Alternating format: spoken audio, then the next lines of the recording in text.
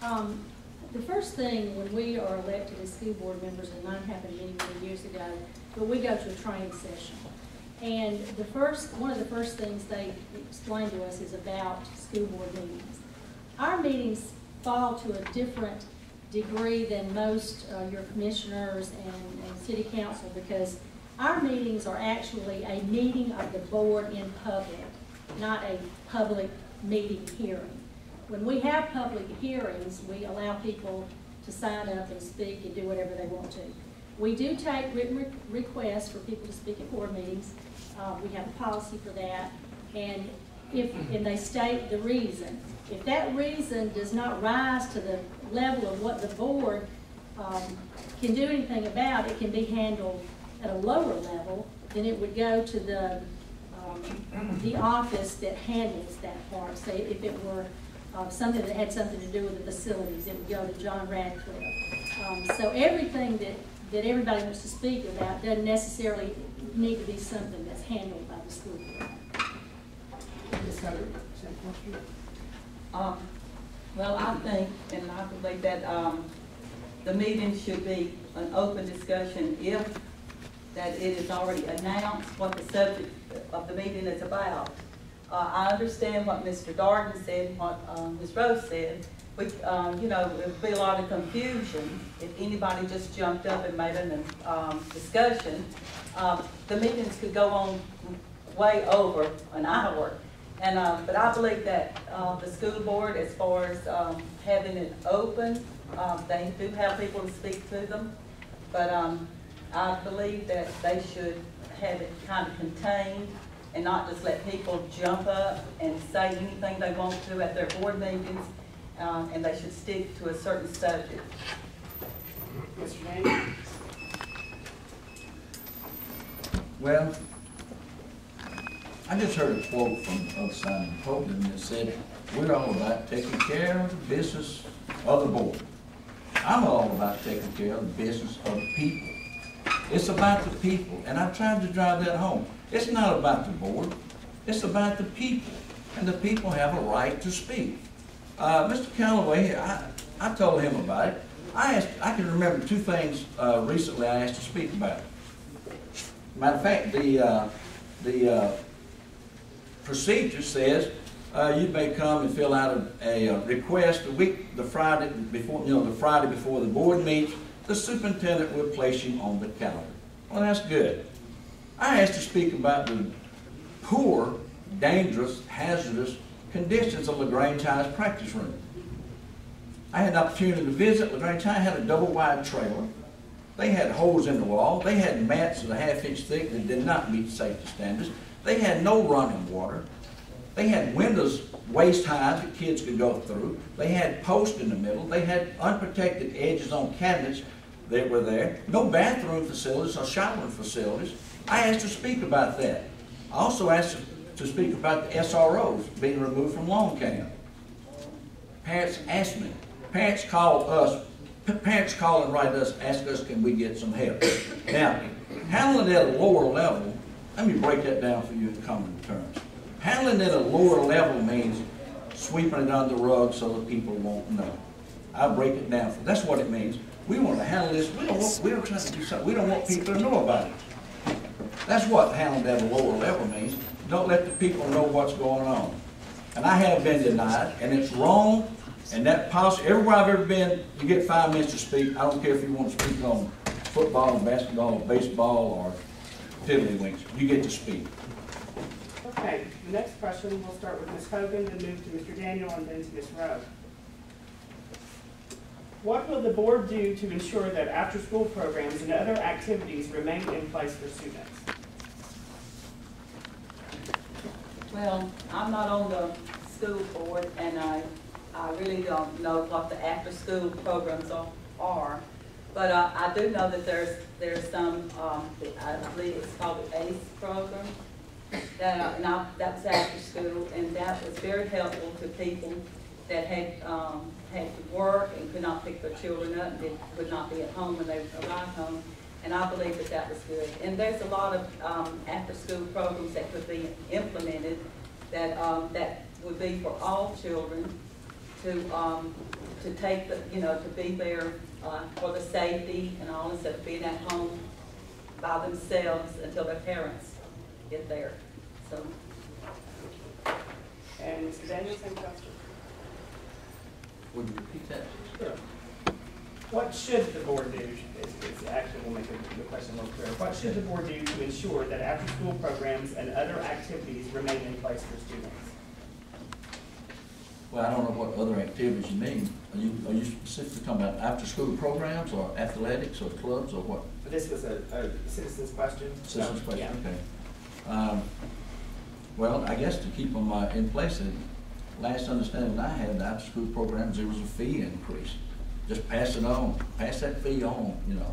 And I'm sure that if we want to keep them going, then we'll charge them more and pass that fee on, because we always hurting for money. And Ms. Rowe? If we're specifically talking about the ACE program, that's the only after-school program that I'm aware of other than athletics.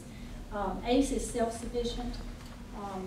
The children pay, and that pays for that area. Although in Hogansville, we have a little bit different scenario.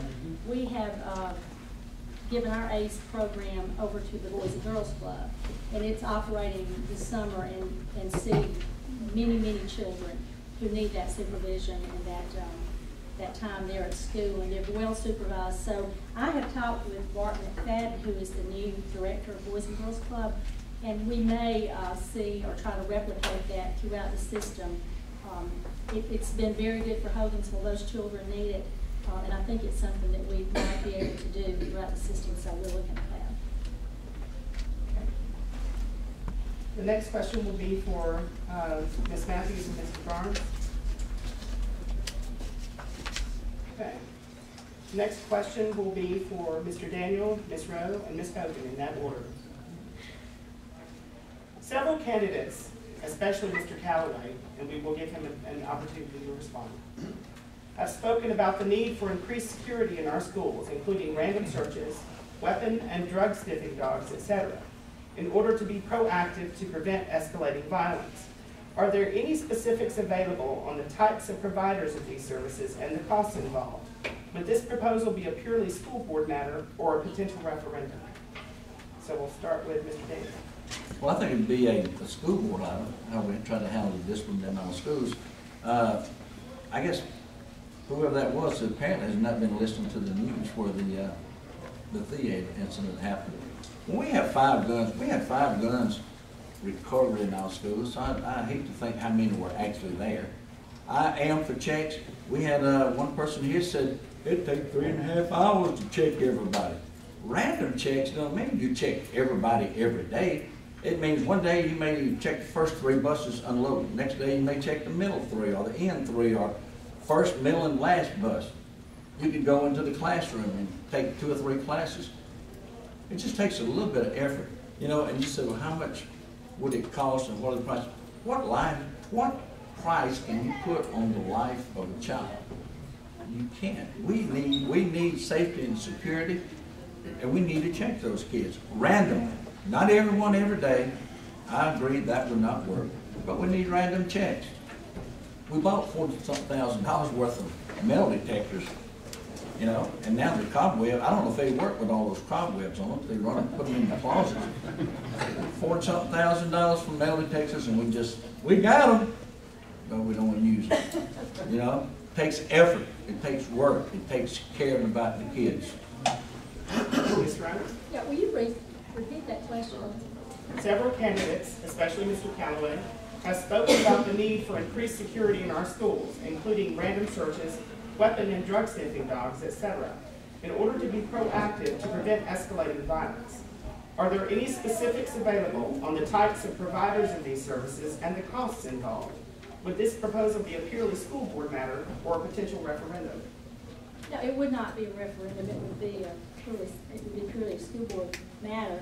And I'm sure there are people that provide those checks for random services. We have not looked into that because we've just not felt the need to do that.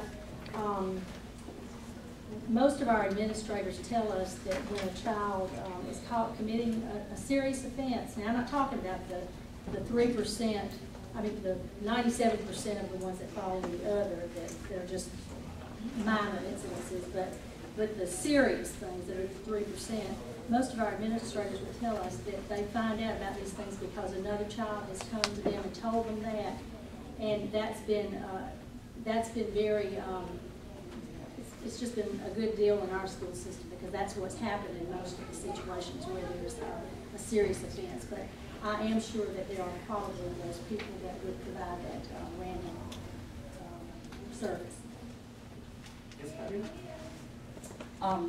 I believe that we can implement programs for our school systems, like Ms. Rose just said, that students see things when adults don't.